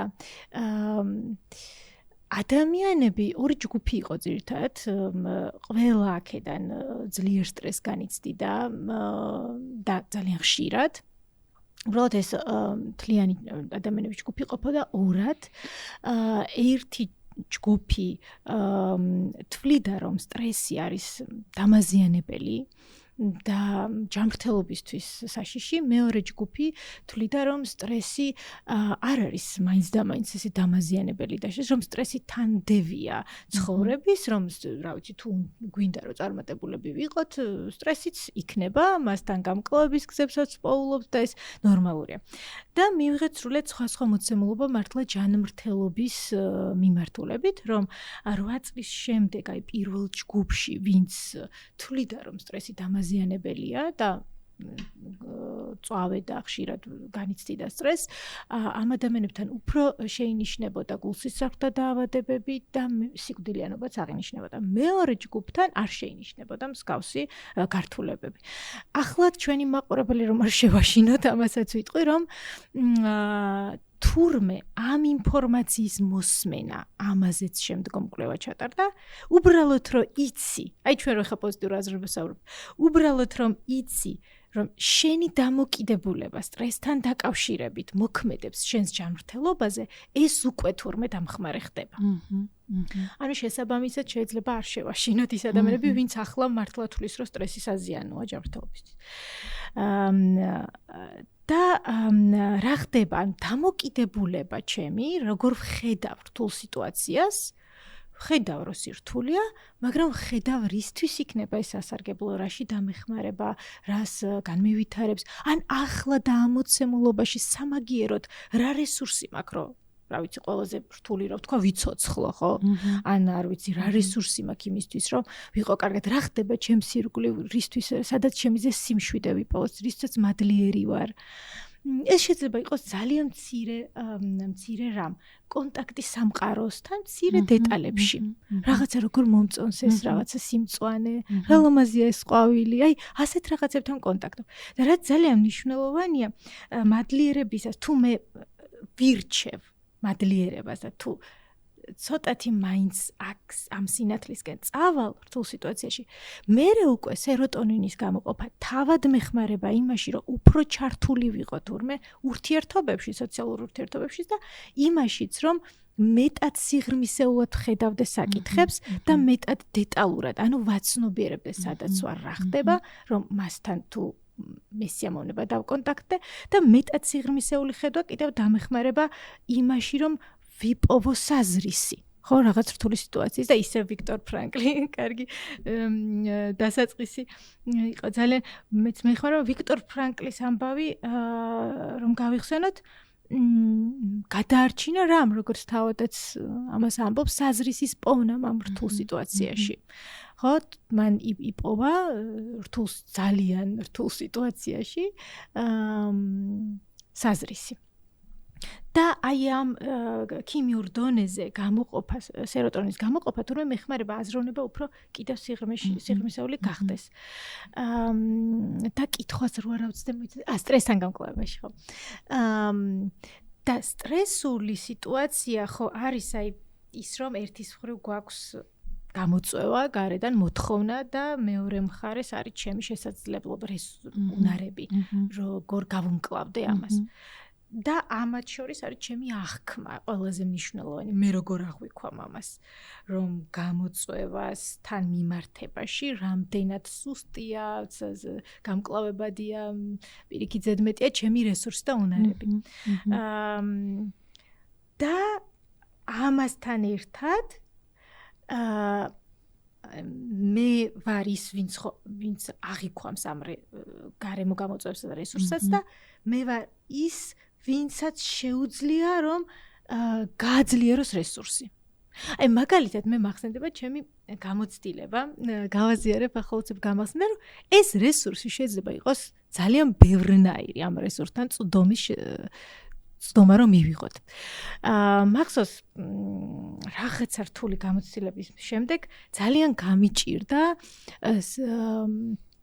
სამსახურეობრივ სიტუაციაში ისე ჩართვა, ანუ ახლა წყვეტა მქონდა რაღაც და ახლიდან დავიწყე, ანუ შვებულების პერიოდი იყო მოკლედ, მაგრამ რაღაცა რთული გამოცდილება მივიღე და მიწევდა რომ კვლავ დავბრუნებოდი სამსახურს. გრძნობდი რომ რაღაც მე მგონი აი რესურსები აღარ მაქვს ისეთი, როგორიც ანუ აი მქონდა, თითქოს აი ასეთი განცდა მქონდა და მახსოვს რომ ჩავიცვი ის ტანსაცმელი, რომელიც ჩემთვის ძალიან ნაცნობი იყო და რომელსაც ვიცმევდი ხოლმე ამ სამსახურში და ძალიან კარგადაც ვართმევდი თავს ამ სამსახურში, რაც ვაკეთებდი იმას. ვიღაცა შეიძლება ამაზე გაეცნოს, მაგრამ ეს არის მნიშვნელოვანი იმისთვის, რომ ან მე იმისთვის რომ გავაცნობიეროთ, რომ ყველა ფერი რაც კი შეიძლება იყოს დამხმარე, შეიძლება იყოს დამხმარე. მაგალითად, მან მე მომცა წდომა ემოციურად და განცდისეულად იმასთან შეგრძნებისეულად, რაც მე მჭირდებოდა. მე გავაცნობიერე, ოღონდ ახლა ამაზე ხوار მეყვა ჩამოკიდებ. გავაცნობიერე და მე უკვე დავაფიქსირე, რას ვგრძნობდი მე მაშინ უკვე ჩემს შინაგან გრძნობებზე წავედი, ხო, მაგრამ მაშინ იმ დროს ეს მე მჭირდებოდა იმისთვის, რომ დამენახა, რომ არსებობს რესურსიც ჩემთვის, ჩემში. ნინი ძალიან საინტერესოა, რაზეც საუბრობ და დარწმუნებული ვარ, მაყურებლისთვისაც იქნება ისეთი ღირებული ჩვენი დღევანდელი შეხვედრა. რეკომენდაცია რომ მივცეთ, რა შეიძლება იყოს დამხმარე იმისთვის, რომ გაიზარდოს დიაპაზონი თუნდაც აღქმის.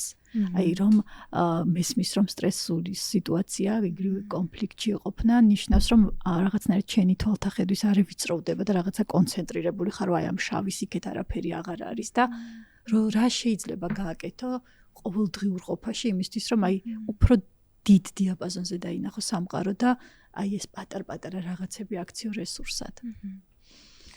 ჩვენ ბევრი ვისაუბრეთ ემოციურ ფონზე, რაც აქაც ვრცელდება და ნაკლებად ვიტყვი ამაზე და დავიწყებ სხეულიდან, რომ ყველა ეს სტრესი მოქმედებს ჩვენს სხეულზე, ვიცით ეს ჩვენს ქცევაზე და ალბათ მნიშვნელოვანი იქნება გარდა იმისა, რომ ჩვენ რაღაცა ეს ერთი რომ მივიღოთ, რასაც გვგრძნობთ და რესურსი დავინახოთ იმ საუბრის გათვალისწინებით, რაზეც როგორც ვისაუბრეთ, ქმედება დავატანო ძალა, რომ ქმედება შევცვალო. ოღონდ იმის მიმღებლობით, რომ დიახაც ამას სჭირდება ძალისხმევა და არა ის რომ ამას არ სჭირდება ძალისხმევა. დიახაც ამას სჭირდება ძალისხმევა და მე ამას ვაკეთებ ძალისხმევით. მაგალითად თუ ძალიან მიჭირს შეიძლება ხო რაღაც არ ვიცი ფიზიკური აქტივობა, ვინც მიმართავს ხოლმე ამას რეგულარულად და რაღაც მომენტში ძალიან უჭირს ესეც კი მაგალითად რომ დავაძალო ჩემს თავს რომ მაინც გავაკეთო. უკვე ფიზიოლოგიურად პროცესი იწყება და ხედვის გახსნაშიც ეს მეხმარება. თუ მე მიჭირს რაციონალურ დონეზე რაღაცაები შემოვიტანო და გავაფართოვო ჩემი აზროვნება. ეს უკვე მეხმარება აზროვნების გაფართოებაში. უფრო კონკრეტულად რომ ვთქვათ, ჩვენ შეგვიძლია ერთი სხეულის ზემოქმედებით და სხეულის გამოყენებით დავეხმაროთ ჩვენს სტრესულ სიტუაციებთან გამკლავებაში და მეორეს შეიძლება იყოს აზროვნების დონით და ემოციური შეწყობით. ყოველთვის რთულია რომ აზროვნების დონეზე გქონდეს ამის რესურსი, ამიტომ პირველი მივიღოთ, რასაც გვგრძნობთ და რასაც განვიცით და შეიძლება ქმედება განვახორციელო ისეთი, რომელიც შეიძლება მაგალითად გავისეირნო. გარეთ გავიდე. მაგალითად ძალიან კარგია თუ ადამიანებთან კონტაქტს კი არ შევწყვეტ პირიქით, არამედ გავახშირებ, იმიტომ რომ ესეც უკვე გამოყოფს ოქსიტოცინს, იმიტომ რომ სტრესის დროს ესეც უნდა ვახსენოთ სხვათა შორის გარდა ადრენალინისა და კორტიზოლისა გამოიყოფა ოქსიტოცინი. ოქსიტოცინის ჩახუტების ჰორმონსაც ეძახიან, რომელიც არის ადამიანებთან დამაკონტაქტებელი საშუალება. ის აღვიძებს ჩემში ბუნებრივად ჩემში რესურს, რომ კომუნიკაცია ცის შესაძლებლობები მქონდეს, რომ გამომივიდეს ესე ვთქვათ, კარგად კომუნიკაციები. ამიტომ ჩემში ეს რესურსი არის და თუ მე შევწყვეტ კომუნიკაციას, ოქსიტოცინის გამოყოფა იკლებს და თუ მე პირიქით გავაძლიერებ კომუნიკაციას, მექნება ვინმე ერთთან მაინც კონტაქტი და კიდევ უფრო მეტად ნამდვილი კონტაქტი და კავშირი, თუდაც თავიდან ზედაპირული, ეს უკვე აძლიერებს ოქსიტოცინის გამოყოფას და ოქსიტოცინი გულსისხლთა სისტემასაც იცავს. ესეც მნიშვნელოვანია რა ვთქვათ. ეს ქცევები ალბათ ის რომ პირველი შეგვიძლია ვთქვათ რომ კონტაქტის საკუთარ გრძნობებთან და მიმღებლობა, რაც ხდება ამასთან კონტაქტი და ზოგჯერ ძალიან შეიძლება მიჭირდეს ამის ატანა და მე უკვე სხვასთან დაკონტაქტება, ამაზე არა უარის თქმა, გარემოსთან დაკონტაქტება ეს შეიძლება იყოს ბუნება, სიმწვანე. არ ვიცი ვისთვის რა არის ხო? ისეთი დამამშვიდებელი. შეიძლება იყოს გემრიელი საკვები თუ ორგანიზმი ამაზე უარს არ გვეუბნება, ზოგჯერ არის შემთხვევები, რომ ამაზე უარს გვეუბნება ორგანიზმი ზოგიერთი სტრესული სიტუაციის დროს. ხო, თუ სასიამოვნოა, ხო, დაგემოვნება რაღაცა სასიამოვნო, წყლის მიღება, ხო, აი წყალი ყველაზე ნეიტრალური და მასიცოცხლებელი შეიძლება იყოს. აი მარტივადაც კიდე რომ ვთქვათ, ჯანსაღი ქცევები, წყალი არ ვიცი, გასეირნება, შეიძლება ფიზიკური აქტივობა ძალიან ისეთი მარტივი შეიძლება ეს იყოს და ადამიანებთან კონტაქტი. ეს არის ის ქცევის დონეზე, რაც ძალიან დამხმარე ხდება, რომ თვალსაჩინო უფრო გაფართოვდეს და ჩვენვე შევძლოთ დავინახოთ, რას მომცემს მომავალში, რას მაძლევს, რა არის ამის საზრისი, რა შეიძლება იყოს ჩემთვის ამ სიტუაციის, რა შეიძლება მომცეს ამ სიტუაციამ და ამისთვის მადლიერებაც ვიგრძნო. და ალბათ იმ ტიპის ადამიანებთან კონტაქტი, რომელიც მართლა აი იმ კონტაქტში არის რასაც ამბობ ხო აი რაღაცა სხვანაირ კონტაქტში რომელიც თავს უსაფრთხოდ მაგრძნობინებს მათთან ხო კი ეს ყველაზე კარგია თუმცა თუ ასეთ ადამიანს ვერ პოულობთ ცირე მაინც კარგია ზედაპირული კონტაქტიც მისაღებია თუ პოულობთ გადავჭით მაშინ გადავჭით ძალიან კარგი თუ არის რაიმე აი ესეთი ან ფრაზა ან ქცევა რომელიც აი კონკრეტულად ჩვენთვის არის ხოლმე დამხმარე. მე კი ვადევნებ თვალს სოციალურ ქსელს შენსას და იქ ვნახულობ როგორი ესთეტიურად შერჩეული ფოტოები გაქვს, ბუნება გიყვარს, ვიცი, თუ გაქვს რაიმე ისეთი რუტინა თუნდაც, რომელიც გეხმარება, რომ დაუბრუნდე, იყო მადლიერი, მართლა აი პოზიტიურ რელსებზე გადმოეწყო, გვაქვს ესეთი, ან თუნდაც ფრაზა სამოტივაციო. მე ძალიან გვიან აღმოვაჩინე, რომ თავად მივაგენი მადლიერების გრძნობას რთულ სიტუაციებთან გამკლავებისთვის. ეს ხდებოდა ჩემი ოჯახიდან, მე ვფიქრობ, იმიტომ რომ მე მახსოვს დედაჩემის ფრაზები, რომ აი რაღაცას რომ მაგალითად არ ვიცი, ერთ სადმე წავიდოდით, იმ სახლს დავტოვებდით, გადავიდოდით, აი გამოთქმაც კი არის ხოლმე ასეთი, ამბობდა რომ მადლობა აქაურობას და მიდიოთ ხოლმე მოვდიოდით მე. და რაღაც აი ეს სიტყვა მადლობა ხშირად მესმოდა. ოღონდ მე ვფიქრობ, რომ ჯანსაღად, იმიტომ რომ იქ არისო აცილება იმისი, რაც ხდება ჩვენთვის უსიამოვნო, ხო? ან მისთვის იმ წუთას უსიამოვნო. რასაც და შემდეგ მე ყოველ დილით და დღესაც ვინარჩუნებ ამ ქცევას და ახლოს შესაბამის დამოკიდებულება ზოგჯერ შეიძლება გიჭირდეს დამოკიდებულების რესურსის მოძება, მაგრამ ქცევას მუდმივად ვინარჩუნებ. ყოველ დილით მადლობას ვამბობ ჩემს თავთან. ზოგადადაც და რაღაცისთვისაც კონკრეტულად. ჩემთვის ეს არის რაღაცნაირად გავს ლოცვას და არ მინდა ძალიან პირად რაღაცებში გადავიჭრა, ამიტომ უბრალოდ ვიტყვი იმას, რომ დილით და საღამოს ჩემთვის ეს არის ძალიან ჩვენი ჩემთვის ვამბობ უბრალოდ რაღაცისთვის მადლობას და გრძნობ მადლიერებას. და მე აღმოვაჩინე შემდეგ გავეცანია მადლიერებასთან დაკავშირებულ კვლევებს, როგორი დამხმარეა ეს ადამიანისთვის და ეს ცნობილი ექსპერიმენტი რაც არის ხო წყლის კრისტალების ექსპერიმენტი. რაც აი მართლა გამოგნებელია, როდესაც იცვლება არა მარტო მადლიერების განცდის დროს, არამედ აი როდესაც ადამიანის სიამოვნებას განიცდის, ხო იქ ასმენინებდნენ სხვადასხვა ტიპის ჟანრის მუსიკას და როდესაც ხედა ადამიანი რას გრძნობდა შინაგანად და რომ ეს ენერგია გადაეცემა წყლის კრისტალები რომ იცვლება და ჩვენ ხომ უმეტესად წყლისგან შევდგებით, ამიტომ ძალიან კარგი მაგალითი გაიხსენე ხა ნინი და რაღაც ხანდახან მგონია რომ აი ძველად ყველაზე კარგად კონტაქტობდნენ გარემოსთან ხო გვაქვს ესეთი ფრაზა რომ წყალი პატარა მუნდა მოიტანოს ხო იმიტომ რომ იმას მოაქვს ის ენერგეტიკა რა თავისი აი ბავშვური ენერგეტიკა ხო ანუ ეს არ ნიშნავს რომ მე ვივიწყებ იმას რაც უსიამოვნო იყო ჩემთვის და ამ ყოველდღიურ გამოხატულ მადლიერებაში რამხელა სიფხიზლეა. ხო, აი რამხელა სიფხიზლეა. უღრმესი მადლობა უნდა გითხრა ნინი, მე ვფიქრობ ძალიან საინტერესო საუბარი შედგა დღეს. ალბათ ნამდვილად გადარჩება ის, ვინც აირჩევს ბედნიერებას. იმიტომ რომ არჩევანია ბედნიერება თუ კი რაღაცებს ვედრებით ყოველთვის აღმოჩნდება რომ ის რაც მე ჩემი მიღწევა მგონია, ის რაც ჩემი ჭერია ვიღაცის იატაკია და თუ ამან მე უსიამოვნო განცდებში მომყოფა, რა თქმა უნდა, შეგრძნება რომ ბედნიერება შეიძლება გაუფერულდეს. კი, მადლობა დღევანდელი შეხვედრისთვის. მადლობა პირიქით, ძალიან სასიამოვნო იყო. ჩემთვისაც.